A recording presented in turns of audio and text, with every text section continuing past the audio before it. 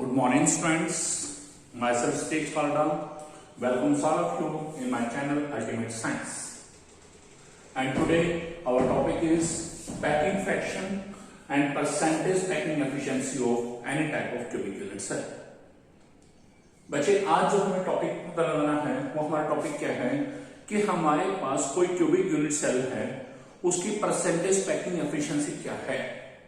यानी कि percentage packing efficiency है क्या कि हमारे पास क्यूबिक यूनिट सेल का जो टोटल वॉल्यूम है उसका कितना परसेंट कॉन्स्टिट्यूएंट पार्टिकल ऑक्युपाई करेंगे, या उसका कितना परसेंट वॉल्यूम जो है कॉन्स्टिट्यूएंट पार्टिकल ऑक्युपाई करेंगे और कितना वेस्टेज रह जाएगा, यानी कि खाली रह जाएगा एम्प्टी स्पेस के रूप में। आपने बच्चा पिछले टॉपिक में ये पढ़ा था हमारे पास मेरे पिछले वीडियो में simple cubic unit cell, face centred cubic unit cell, body centred cubic unit cell. Simple cubic unit cell क्या था? That cubic unit cell in which constant particles are present only at corners. Face centered cubic unit cell, इसमें पढ़ा था आपने the constant particles are present at corners as well as one constant particle is present at each face center. आप देख रहे हैं 8 corner पे particle है और टोटल 6 फेसेस है, उनके सेंटर पे एक पार्टिकल है। साथ साथ आपने ये पढ़ा था next is the body centred cubic unit cell. Body centred cubic unit cell में क्या पढ़ा था? Constant particles are present at corners as well as one particle is present at the body centre. 8 particle corner पे पड़े, 1 particle body centre पे। और उसके अलावा आपने पढ़ा था Z। Z क्या चीज था? Number of constant particles per unit cell. Simple cubic के लिए Z वैल्यू कितनी थी? 1। फेस सेंटर क्यूबिक के लिए Z वैल्यू कितनी थी? 4। और बॉडी सेंटर क्यूबिक के लिए Z वैल्यू क्या है? 2। अब हम आते हैं अपने टॉपिक की तरफ कि जो पैकिंग फ्रैक्शन है होता क्या है। जैसे सपोज करो आपके पास कोई बॉक्स है, बॉक्स किस शेप का हो गया? जैसे हमारे पास ये लगा के चले क्यूबिक शेप का कोई बॉक्स है। आप मार्केट से गए, मार्केट में जाके कोई गिफ्ट आइटम लेके आए जिसका बॉक्स हमारे पास कैसा है? क्यूबिक शेप में। क्लियर? क्यूबिक शेप में बॉक्स है, just like this one, cubic shape में बॉक्स। ये तो हल्का सा क्यूबॉइड है, फिर भी आप क्यूबिक मान के चलिए, ठीक है। आपने इस क्यूबिक शेप के बॉक्स के अंदर पार्टिकल रखे, बट कंडीशन क्या है? पार्टिकल की शेप कैसे होनी चाहिए? स्फेरिकल। कैसे होनी चाहिए? स्फेरिकल। तो हमें देखना है कि इस क्यूबिक यूनिट सेल यानी कि इस बॉक्स का जब हम पार्टिकल उसके अंदर रख रहे हैं तो उस पार्टिकल ने, उन पार्टिकल्स ने कितना परसेंट वॉल्यूम ऑक्युपाई किया। ठीक है, क्लियर? तो ये है हमारा आज का टॉपिक। समझिएगा बेटा, packing fraction of cubic unit cell. सबसे पहले हमें यदि परसेंटेज पैकिंग एफिशिएंसी निकालनी आई तो हमें पैकिंग फ्रैक्शन निकालना पड़ता है, और वो कैसे निकलेगा? Packing fraction of cubic unit cell, इसको निकालने का फार्मूला है total volume occupied by all the constant particle in that cubic unit cell. उस क्यूबिक यूनिट सेल के अंदर जितने भी पार्टिकल्स हैं उन्होंने टोटल कितना वॉल्यूम ऑक्युपाई किया है, उसको डिवाइड किससे करना है? Volume of cubic unit cell, उस क्यूबिक यूनिट सेल के वॉल्यूम से। क्लियर हो गया चीज? यानी कि कांस्टेंट पार्टिकल ने जितना टोटल वॉल्यूम ऑक्युपाई किया, हमें उस वॉल्यूम को डिवाइड करना है volume of cubic unit cell से। अब बात आती है ये total volume occupied by all constant particle कैसे निकलता है? जस्ट यूनिटरी मेथड से। जैसे हम कहते हैं cost of 1 book is 5 rupees, तो कॉस्ट ऑफ 10 बुक्स कितना होगा? 5 टाइम्स 50। तो सेम वे से total volume occupied by all the constant particles in that cubic unit cell, वो कैसे निकलेगा? Volume of 1 constant particle multiply by total number of constant particle in that cubic unit cell. 1 constant particle के volume को total number of constant particle उस unit cell में जितने possible हैं या जो होते हैं उनसे मल्टीप्लाई करेंगे। यानी कि total number of constant particle क्या है? हमारी Z वैल्यू। यानी कि हम यहां वॉल्यूम ऑफ 1 कांस्टेंट पार्टिकल को Z से मल्टीप्लाई करेंगे। क्लियर हो गई चीजें? This is total volume. अब आता है परसेंटेज पैकिंग एफिशिएंसी क्या है। आपने यहां से पैकिंग निकाल लिया कि कांस्टेंट पार्टिकल के टोटल वॉल्यूम को डिवाइड कैसे किया? Volume of cubic unit cell से। जो ये आंसर आया, इस आंसर को यदि हम 100 से मल्टीप्लाई कर दें, then this answer is called percentage packing efficiency of any type of cubic unit cell. Clear?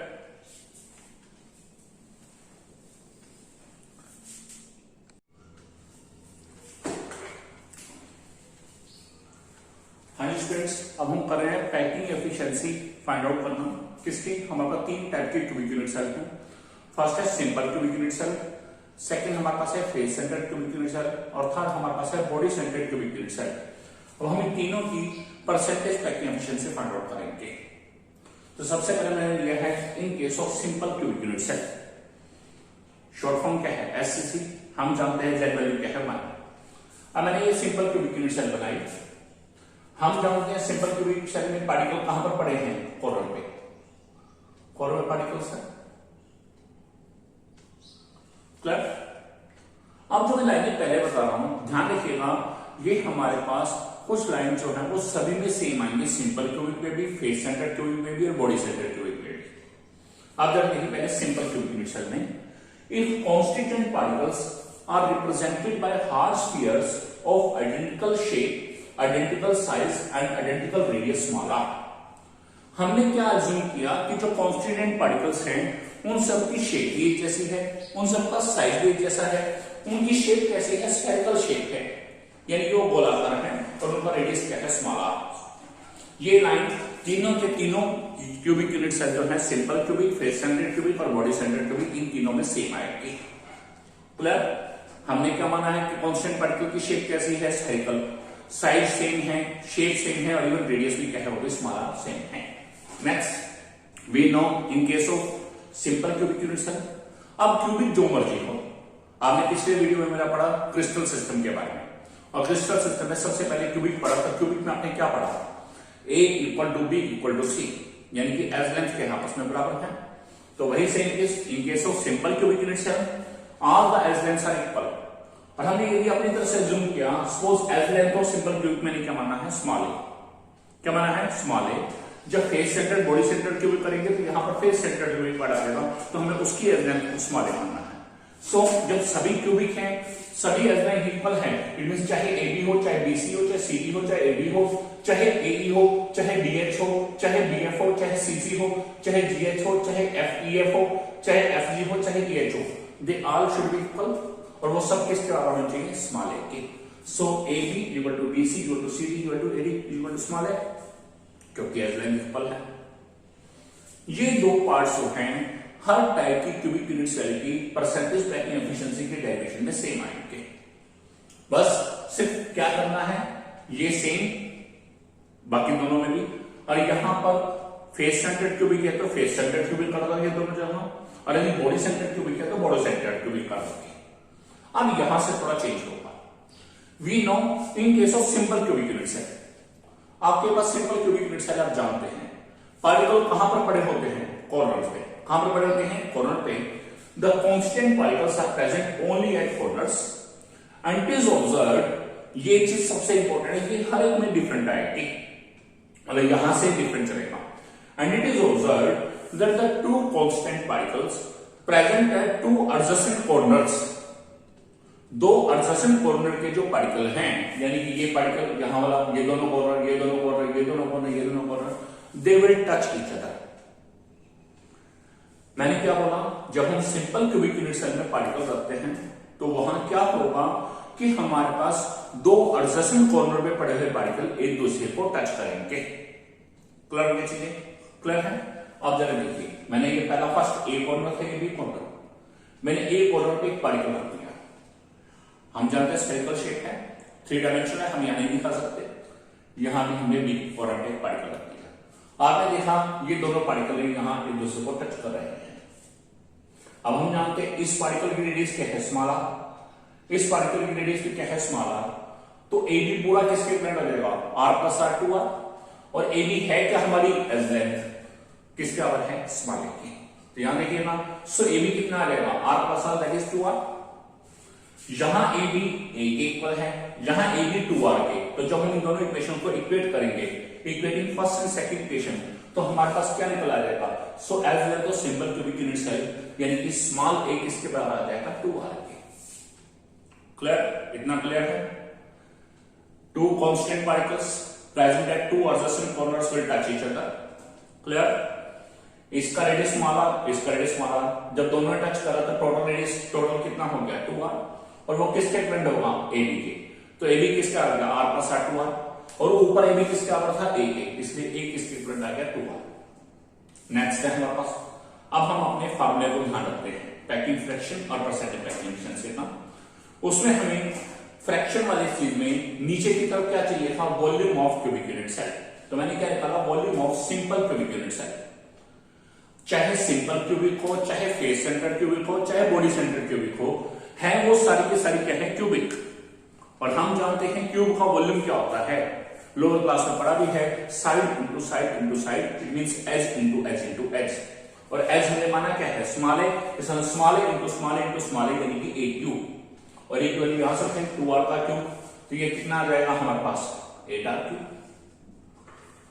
Next, अब बटा की निशान के ऊपर वाली चीज, यानी कि फ्रैक्शन में न्यूमरेटर की बात करें, वहां क्या निकालते थे, total volume occupied by all the constant particle in that cubic unit cell. तो यहां सिंपल क्यूबिक चल रहा था, सिंपल क्यूबिक आएगा।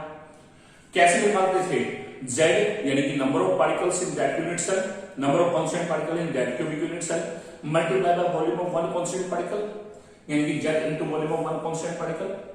अब हम जानते हैं सिंपल क्यूबिक है, z कितना है 1, volume of one constant particle, constant particle की शेप कैसी है, स्फीयर, और स्फीयर का वॉल्यूम क्या होता है 4/3 पाई आर क्यूब। क्या होता है 4/3 पाई आर क्यूब, तो 1 into 4/3 pi are cube, answer क्या आएगा 4/3 पाई आर क्यूब। अब हम निकालते हैं पैकिंग फ्रैक्शन। हम जानते हैं पैकिंग फ्रैक्शन क्या होता है, total volume occupied by all constant particle को volume of cubic unit cell से डिवाइड करते हैं, इसको इससे डिवाइड, क्लियर है। तो हम यहां पर इसे इक्वेशन भी देना चाहे तो दे सकते हैं, दिस इज दी 4 डिवाइड ऐसी कैसा है फ्रॉम थर्ड, ऐसे ठीक है। So packing fraction of simple cubic unit cell, यहां हम लिख सकते हैं बीच में from third and fourth equation. क्या होगा packing fraction of simple cubic unit cell, इस टोटल वॉल्यूम को उस क्यूबिक यूनिट सेल के वॉल्यूम से डिवाइड, तो 4/3 pi are cube divide by 8r cube, r cube r cube cancel, 4/3 pi की value क्या होती है 22/7 इंटू 1/8। जब हम इसे सोल्व करेंगे आंसर क्या आएगा 0.524। तो पैकिंग फ्रैक्शन की वैल्यू कितनी आई 0.524। क्लियर हो गया चीज से, ध्यान रखिएगा पैकिंग फ्रैक्शन की वैल्यू ऑलवेज लेस देन 190, ठीक है। अब परसेंटेज पैकिंग एफिशिएंसी कैसे निकालते थे, percentage packing efficiency of simple cubic unit cell या किसी भी क्यूबिक यूनिट सेल की परसेंटेज पैकिंग एफिशिएंसी कैसे निकलता था, जो उसकी पैकिंग फ्रैक्शन की वैल्यू थी उसे 100 से मल्टीप्लाई। तो पैकिंग फ्रैक्शन कितना आया है 0.524, 100 से मल्टीप्लाई किया, डेसिमल 2 पॉइंट राइट शिफ्ट हो गया, आंसर क्या गया 52.4%। इसका मतलब क्या हुआ कि इसका मतलब क्या है, सिंपल क्यूबिक यूनिट सेल में परसेंटेज पैकिंग एफिशिएंसी 52.4% है। इसका मतलब क्या है 52.4% volume of simple cubic unit cell will be occupied by the constant particles. Constituent particle जो है 100% वॉल्यूम में से 52.4% वॉल्यूम को ऑक्युपाई कर लेंगे। अब बताते हैं वेस्टेज कितना होगा, तो वेस्टेज कैसे निकालते हैं, यानी कि जहां से कोई पार्टिकल आया ही नहीं 100 में से माइनस कर दो, तो 100 में से माइनस कर दिया 52.4%, तो आंसर कितना आएगा 47.6%, यानी कि 47.6% वॉल्यूम जो है वो अनऑक्युपाइड रह गया। और हमारे को क्या निकालना था, ऑक्युपाई कितना किया टोटल वॉल्यूम का, तो percentage packing efficiency of simple cubic unit cell कितना आ गया 52.4%। Next is face centre cubic unit cell.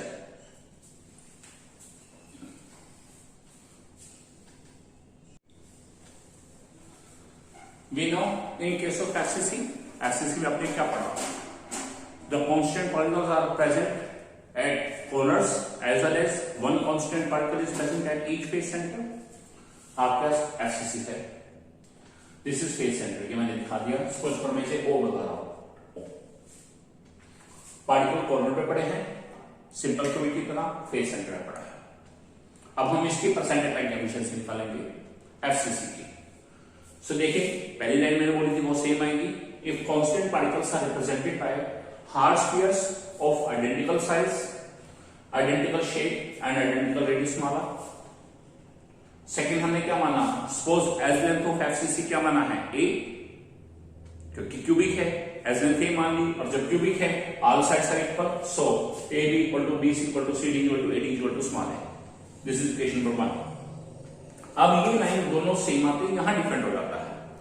We know in case of FCC constituent particles are present at corners as well as alpha phase centers and it is observed। अब क्या observe किया जाता है, जब हम इसे ऑब्जर्व करते हैं पार्टिकल को रखते समय 3 डायमेंशनल स्ट्रक्चर में, तो क्या ऑब्जर्व करते हैं, that the two constant particles present at two opposite corners of any face। कोई भी फेस है उसके दो अपोजिट कॉर्नर पे जो है पड़े हुए पार्टिकल हैं, they will touch the constant particle present at face center। उसी फेस के फेस सेंटर पे जो पार्टिकल है present at same face centre, उसी फेस के सेंटर के ऊपर जो पार्टिकल है वो उसको टच करेंगे, यानी कि एक फेस के सेंटर में पड़ा हुआ पार्टिकल उसी फेस के दो अपोजिट कॉर्नर पार्टिकल के द्वारा टच होगा। क्लियर हो गया? इट मींस जैसे कि ओ पॉइंट क्या है, फेस सेंटर। यहां मैंने एक पार्टिकल रखा, ये कौन सा हो गया, फेस सेंटर का पार्टिकल। फेस कौन सा है, ए बी सी डी। इसके दो अपोजिट कॉर्नर कौन से हैं, ए और सी, यानी कि ए पे जो पार्टिकल पड़ा है, सी पे एक पार्टिकल पड़ा है, वो इस ओ पे पड़े हुए पार्टिकल को टच करेगा। क्लियर हो गया? ठीक है, यानी कि फेस सेंटर पे जो पार्टिकल पड़ा है उसको ये दोनों अपोजिट करने वाले पार्टिकल यानी कि ए और सी वाले पार्टिकल टच करेंगे। इसी तरह से बी और डी वाले टच करेंगे। यदि हम चाहें तो दिखाना चाहें तो दिखा सकते हैं, ये भी कर सकते हैं। सो यहां से क्या आ गया, ये एसी लाइन, एसी किसका होगा, ये स्मॉलर रेडियस, स्मॉलर यानी कि यहां क्या बन गया, डायमीटर, और ये हो गया स्मॉलर। सो एसी कितना होगा, smaller plus smaller plus smaller plus smaller, it is equal to 4r। और साथ में आपको बता भी देना चाहता हूं, ये एसी लाइन क्या कर रही है, क्या कर रही है, it is joining the two opposite corners of any face. और याद कीजिएगा, मैंने अपने थर्ड वीडियो में मैंने बताया भी था, जो line to opposite corners of any face को मिलाती है उसे हम क्या बोलते हैं, फेस डायगोनल। क्या बोलते हैं, फेस डायगोनल। सो ये एसी हमारा क्या है, this is the face diagonal. So face diagonal AC equal to r plus r plus r plus r, that is 4r। अब बात आती है, ये तो हमारा सेकंड इक्वेशन बनती है। अब हम ये भी जानते हैं, any type of cubic unit cell, cubic unit cell यदि कोई भी टाइप की हो, आपने क्रिस्टल सिस्टम पढ़ा, हर क्यूबिक यूनिट सेल में रिलेशन क्या है, एज लेंथ और एक्सेल एंगल्स का। एज लेंथ का रिलेशन है a equal to B equal to C, और एक्सेल एंगल्स का रिलेशन क्या है, alpha equal to beta equal to gamma equal to 90 degree. ये रिलेशन है, यानी कि 90 डिग्री एंगल है, मींस एजेस के बीच का एंगल कितना है, 90 डिग्री, यानी कि वो ट्रायंगल कौन सी होगी, right angle triangle. In case of right angle triangle ABC, आप जरा देखिए ए बी और C, this is the right angle triangle. Right angle triangle है तो आप जानते हैं, इसमें हम एक थ्योरम यूज करते हैं, लोअर क्लास में मैथ में पढ़ी भी है, पाइथागोरस थ्योरम।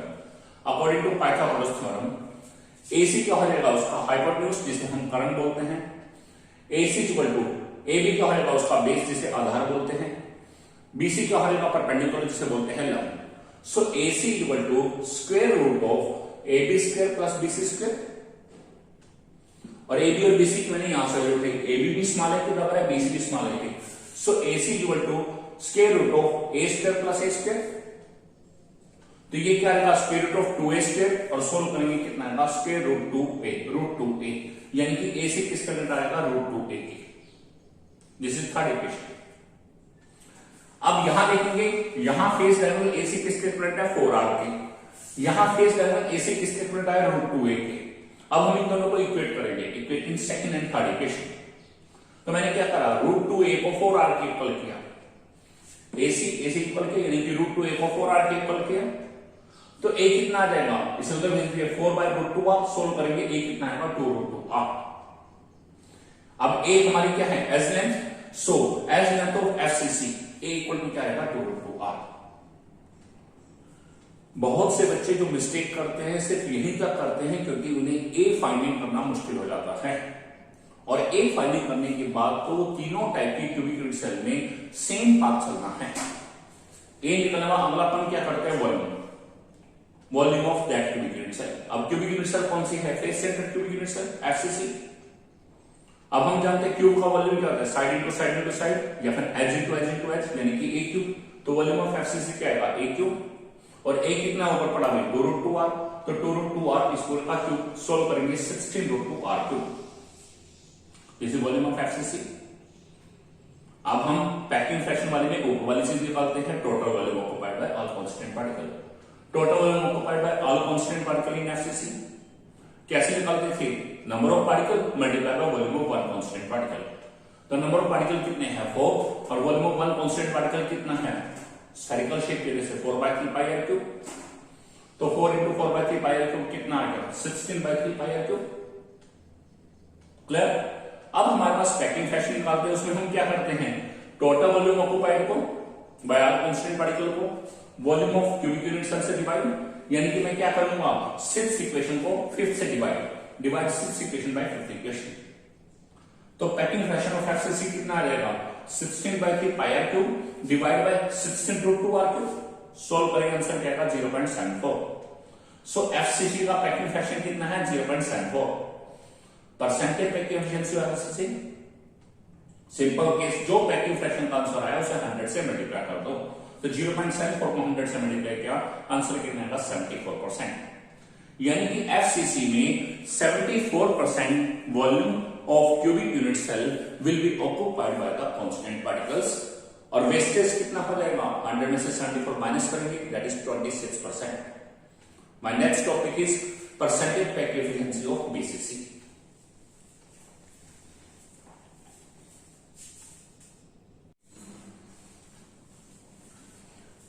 बच्चे हम बात कर रहे हैं body centred cubic unit cell की। क्या होता है body centred cubic unit cell, that cubic unit cell in which constituent particles are present at corners as well as one particle is present at body center. Clear? अब हम देख रहे हैं हमारे पास टॉपिक है packing fraction and percentage packing efficiency of BCC. BCC में Z value कितनी है 2। If constant particles are represented by hard spheres of identical size, identical shape and identical radius small r, सभी में सेम constant पार्टिकल की shape हमने क्या मानी है spherical, size same, radius same, shape same. Suppose as length of BCC body centered cubic हमने क्या माना A, जब क्यूबिक है तो सारी एजेस आपस में इक्वल, यानी कि AB, BC, CD, AD, ऐसे EF, FG, GH, EH, ऐसे स्टैंडिंग लाइन ये सारी क्या होंगी इक्वल होंगी, ये सब किसके इक्वल होगी AA। So EF equal to FG equal to GH equal to EH equal to A, one मान लिया first equation. In case of BCC हम जानते हैं पार्टिकल कहां पर पड़े हैं बॉडी कॉर्नर्स पे, और वन पार्टिकल कहां पर पड़ा है बॉडी सेंटर पे। In case of BCC, the constant particles are present at all the corners, and one constant particle is present at body center, and it is observed.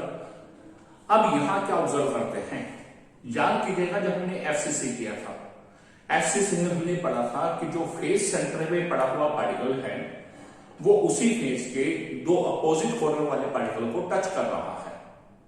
लेकिन यहां पर क्या है, जो बॉडी सेंटर में पड़ा हुआ पार्टिकल है वो टू अपोजिट कॉर्नर्स को टच कर रहा है, लेकिन कौन से दो अपोजिट कॉर्नर, उसी फेस के नहीं, of two end faces.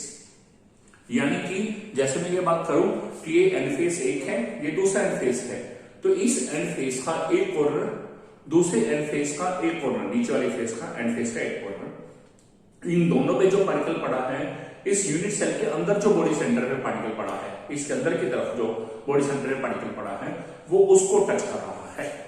And it is observed that the two constant particles present at two opposite corners of two end faces will touch the constant particle present at body center.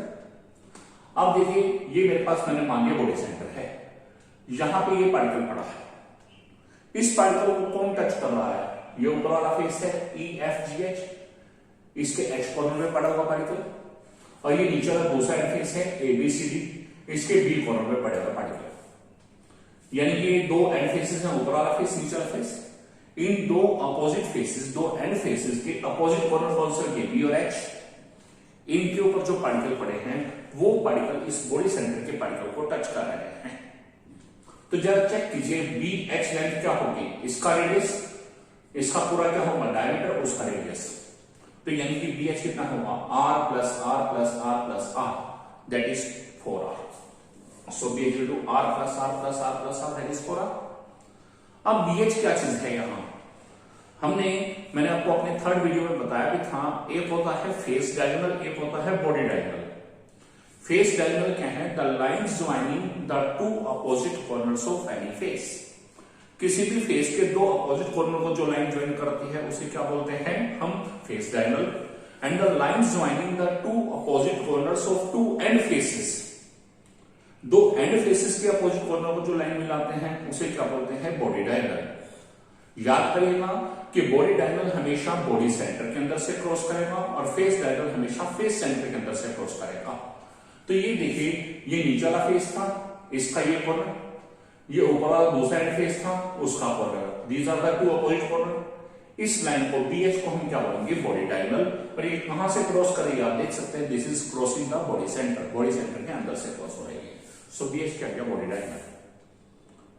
अब FCC और BCC में जो difference है या जो थोड़ा सा complications की बात आती है, BCC थोड़ा कॉम्प्लिकेटेड फील होता है। वो क्यों? क्योंकि वहां पर एक बार पाइथागोरस थ्योरम है, यहां दो बार पाइथागोरस थ्योरम अप्लाई होगी। सबसे पहले मैंने देखी in right angle triangle EFH right angle triangle है क्योंकि क्यूबिक के bond angle are always 90 degree. ठीक। सो हमारे पास यहां पर 1 मिनट, EFH नहीं, यहां FEH। In right angle triangle FEH हमारे पास क्या होगा? यहां according to Pythagoras theorem face diagonal क्या होगा? FH। ये लाइन डायगोनल भी है और फेस सेंटर के अंदर से क्रॉस कर रही है। So this is face diagonal FH। और इस पाइथागोरस थ्योरम में यदि देखें इस राइट एंगल ट्रायंगल में ये क्या है? हाइपोटेन्यूज। तो FH किसके बराबर होगा? Square root of EF square plus EH square. EF किसके बराबर है? अभी हमने पढ़ा AK, और EH भी किसका बराबर है? AK। तो FH किसका आएगा? Square root of A square plus A square. FH कितना आएगा? स्क्वायर रूट ऑफ 2A, यानी कि root 2A। This is third equation. अब हम अगली राइट एंगल ट्रायंगल लेंगे। इन राइट एंगल ट्रायंगल, अब आपके पास राइट एंगल ट्रायंगल कौन सी हुई? हमारे पास BFH। कौन सी राइट एंगल ट्रायंगल है? BFH according to Pythagoras theorem. अब हमारे पास BFH में BH क्या हो जाएगा? Hypotenuse. This is perpendicular, this is base. तो BH किसका होगा? Square root of BF square plus FH square. अब BF क्या है? एज लेंथ है वो, तो square root of A square plus FH क्या भी हमने पढ़ा? फेस डायगोनल, यहां से उठाया रूट 2A का स्क्वायर। तो ये देखिए square root of A square plus square root 2A square, इसे सोल्व करा, BH कितना आएगा? Root 3A। तो मैंने दिया so BH value root 3A। This is equation number 4। अब जरा कंपैरिजन कीजिए इक्वेशन नंबर 2 एंड 4 को। 2 में भी BH था, 4 में भी BH है। 2 में BH किसके इक्विवेलेंट था? 4R के, और फोर्थ इक्वेशन में BH किसके इक्विवेलेंट है? रूट 3A के। मैंने इन दोनों को इक्वेट कर दिया। Equating second and fourth equation, मैंने सेकंड और फोर्थ को जब इक्वेट किया तो क्या होगा? रूट 3A किसके बराबर आ जाएगा? 4R के। तो A कितना आएगा? रूट 3 नीचे चला, 4/√3R। सो A क्या है? Edge length. So edge length of BCC A कितना आएगा? 4/√3R। किसी भी परसेंटेज पैकिंग एफिशिएंसी के डेरिवेशन में हमारे पास गलत होने का या सही होने का चांस किस पे डिपेंड करता है? ज्यादातर हम इस पे डिपेंड करता है कि हमने A सही निकाला है या नहीं, एज लेंथ सही निकाला है या नहीं, क्योंकि उसके बाद सभी में एक जैसा पाथ है। अब इसमें A कितना आ गया? 4/√3R। इसलिए यहां तक आपको ध्यान से देखना है तीनों टाइप की परसेंटेज पैकिंग एफिशिएंसी को। अब वॉल्यूम ऑफ BCC है क्यूबिक, तो क्यूब का वॉल्यूम A क्यूब। A की वैल्यू यहां से उठाए 4/√3R, इस पूरे का क्यूब। सोल्व किया 64/3√3R cube. Equation number 6। Total volume occupied by all the constant particle in BCC। Total volume क्या होता है? Number of particle multiply by volume of one constant particle. Number of particle कितना है? 2, और sphere की वजह से शेप फॉर्म से स्फीयर, तो volume of one constant particle, sphere का वॉल्यूम क्या है? 4/3πr cube. तो 2 × 4/3πr क्यूब कितना आ जाएगा? 8/3πr cube. अब हमें क्या निकालना है? Packing fraction. कैसे निकालना है? Total volume occupied by all constant particle divide by volume of cubic unit cell, यानी कि मैंने 7th इक्वेशन को 6 से डिवाइड किया। Divide 7th equation by 6th equation. तो पैकिंग फ्रैक्शन ऑफ BCC क्या आएगा? 8/3πr cube divide bye 64/3√3πr cube, sorry 64/3√3R cube. Solve करेंगे तो आंसर कितना आएगा? 0.68। यह है हमारा पैकिंग फ्रैक्शन। अब हमें क्या निकालना है, percentage packing efficiency of BCC. क्या करना है, जो पैकिंग फ्रैक्शन का आंसर आया उसे 100 से मल्टीप्लाई, तो 0.68 इंटू 100 कितना आंसर आएगा, 68%। तो ये था हमारा percentage packing efficiency in case of BCC. यानी कि बीसीसी के अंदर परसेंटेज पैकिंग एफिशिएंसी 68% है। इसका मतलब क्या है कि बीसीसी के अंदर क्यूबिक यूनिट सेल का जो टोटल वॉल्यूम है उसका 68% जो है volume that will be occupied by the constant particles, और बाकी वेस्टेज कितनी होगी, 100 में से 62 माइनस कर देंगे 32%। क्लियर? सो ये था बेटा आज का हमारा टॉपिक, जिसमें हमने किया था परसेंटेज पैकिंग एफिशिएंसी और packing fraction and percentage packing efficiency in case of cubic unit cell. इसमें हमने सिंपल क्यूबिक किया, फेस सेंटर क्यूबिक के बारे में किया और बॉडी सेंटर क्यूबिक के बारे में किया। सिंपल क्यूबिक में percentage packing efficiency 52.4%, face centre cubic में परसेंटेज पैकिंग एफिशिएंसी 74% और बॉडी सेंटर क्यूबिक में परसेंटेज पैकिंग एफिशिएंसी 68% है। अब हमारे पास ये आ जाता है which is the best packing efficiency, या which type of unit cell is the best in reference of percentage packing efficiency. तो आंसर क्या आएगा, एफसीसी, क्योंकि एफसीसी में सबसे ज्यादा वॉल्यूम ऑक्युपाई हो रहा है, यानी कि वेस्टेज कम से कम है। 74% volume of cubic unit cell has been occupied by the constant particles and only 26% wastage, जबकि बीसीसी में 32% वेस्टेज है और सिंपल क्यूबिक में 47.6% वॉल्यूम जो है हमारे पास वेस्टेज के रूप में। ये बेटा हमारे आज के टॉपिक थे percentage packing efficiency in case of simple cubic, face centre cubic and body centre cubic unit cell. उम्मीद करता हूं कि आपको ये सभी परसेंटेज पैकिंग एफिशिएंसी की जो डेरिवेशन है बहुत अच्छे से क्लियर होगी होंगी। इन केस भी कहीं भी कुछ डिफिकल्टी लगती है तो आप मेरे वीडियो को दोबारा ध्यान से देखिएगा, और इस तरह के वीडियोस को दोबारा ऑब्टेन करने के लिए या आगे फर्दर पाने के लिए आप मेरे चैनल को सब्सक्राइब कीजिएगा। मेरे चैनल का नाम है अल्टीमेट साइंस। इस चैनल को सब्सक्राइब कीजिएगा, और सब्सक्राइब करने के साथ साथ आपको नोटिफिकेशन बेल को प्रेस करना है और साथ में ऑल बटन को दबाना है, जिससे आपके पास मेरे द्वारा जितने भी फर्दर और भी जो वीडियो लेक्चर्स बनाए जाएंगे आप उन सभी वीडियो लेक्चर्स को असेस कर पाएंगे। तब तक के लिए okay, bye and best wishes.